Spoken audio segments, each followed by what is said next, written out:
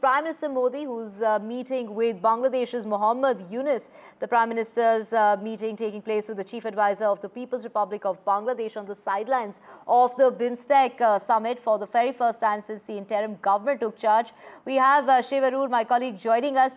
Shiv, a very crucial meeting taking place, a lot of speculation going on. Will they, won't they? Finally, the meeting that's underway. And this really comes amid the stress when it comes to bilateral relationships between New Delhi and Dhaka following the ouster of Sheikh Hasina, and also the remarks made by Mohammad Yunus regarding the northeastern states in the country being landlocked.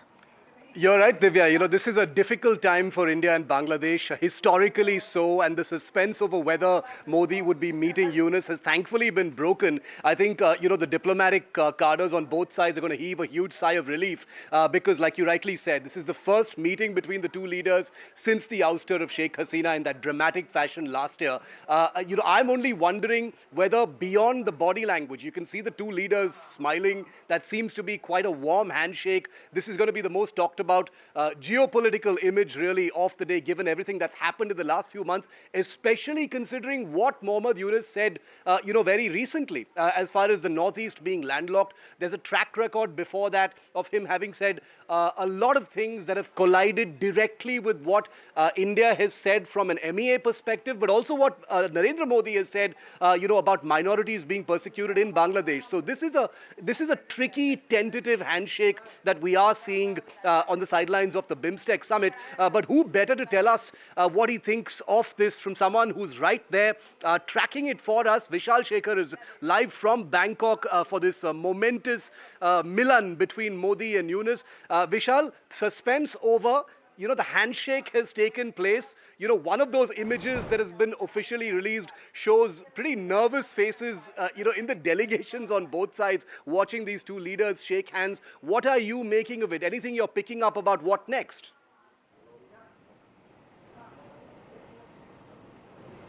So that remains to be seen, Shiv, but at the moment, as you mentioned earlier, it's a big geopolitical image. It's probably the biggest geopolitical image of the day, considering the fact that very few people expected this meeting to go through, because just yesterday we had been reporting, a lot of people on the Bangladeshi media side had been reporting that the meeting could happen, but when you see that the images of yesterday closely, the Prime Minister and the Mohammad Yunus, the leader of Bangladesh, they were seated together nonetheless, but there was some tension.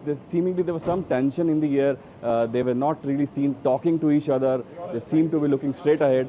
But now today there was a bond homie on their faces. They met, they shook their hands, each other's hands, and it showed that the tensions could be addressed, could be allayed for the near future, because as you mentioned, in the last 1 year or so, ever since the former Prime Minister Sheikh Hasina's ouster, it had been a difficult period, particularly for Bangladesh, because for Bangladesh, having a good relationship with India matters more, because it is the Bangladesh's biggest partner in the whole of Asia.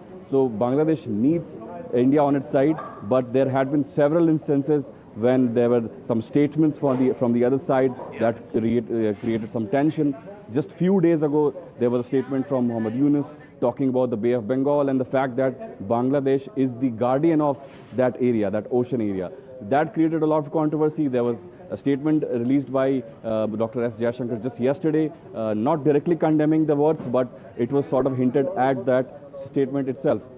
So all of that has been happening, but for now, we can say that the meeting could have a positive effect on the bilaterals.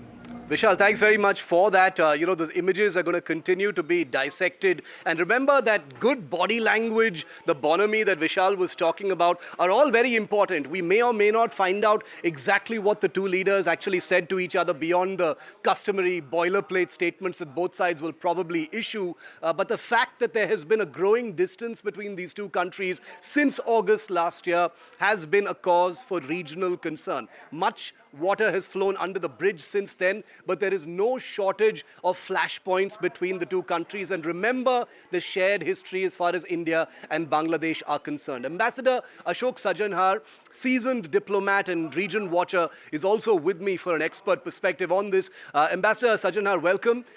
Your view of this, you know, I don't want to overread camaraderie and bonhomie in a picture. Body language does have its place as far as diplomacy is concerned, Ambassador Sajanhar. But given the kind of open diplomatic animosity that has been normalized between the two countries in the last 6 to 7 months, how are you reading this image and this handshake, sir?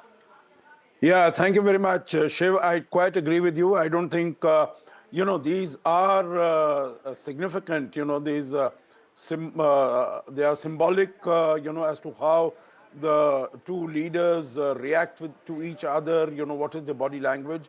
But frankly, whatever little I have been able to see, it doesn't show me very much of camaraderie because, as far as all of us know, as far as Prime Minister Modi is concerned, he is a very expressive person. He's a very effusive person. He's sort of, reaching out, but, there he's looking right in front with not even a flicker of smile on his face.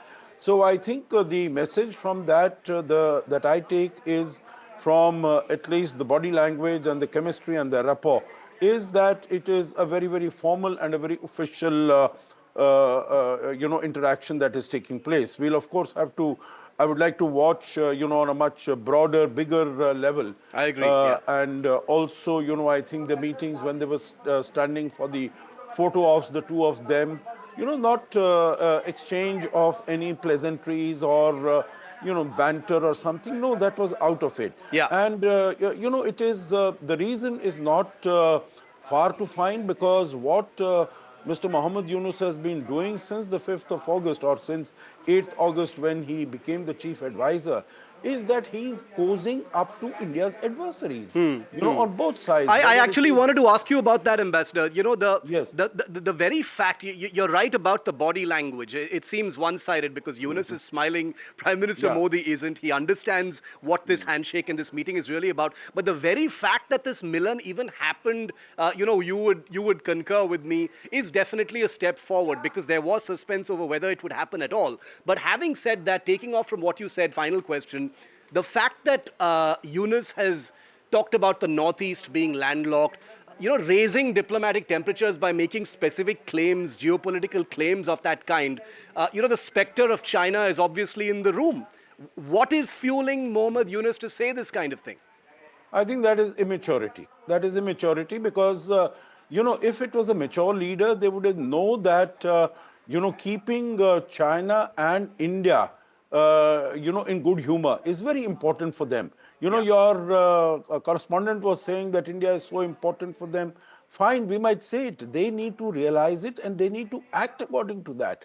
So far, what they have done is entirely opposed to, what India's interests and what their own interests are. Right. Because in terms of the connectivity through Bangladesh to the northeast is very beneficial to Bangladesh itself. Yeah. It's not only to the northeast, and that is what, Mr. Jaishankar put yesterday, that as far as the northeast is concerned, through the trilateral highway, we are looking at connectivity with through Myanmar to Thailand to Laos, Cambodia, and Vietnam. It's going to be a game changer. It's going to be, also made it very clear that India has the longest coastal boundary, 6,500 kilometers of coast. So, what are you talking about? I think I agree with you. And all, I agree with you, Ambassador Sajanhar, and we'll leave it there. I mean, to disregard the Indian military, the Indian Navy, that huge land border, India's own presence in the Bay of Bengal is, I think calling it immaturity is actually being quite lenient, but we'll leave it there. I think the I don't want to use stronger words on your channel. I know, I understand that and I appreciate that, Ambassador Sajanhar. Looking forward to having you back with us. Thanks so much for that input.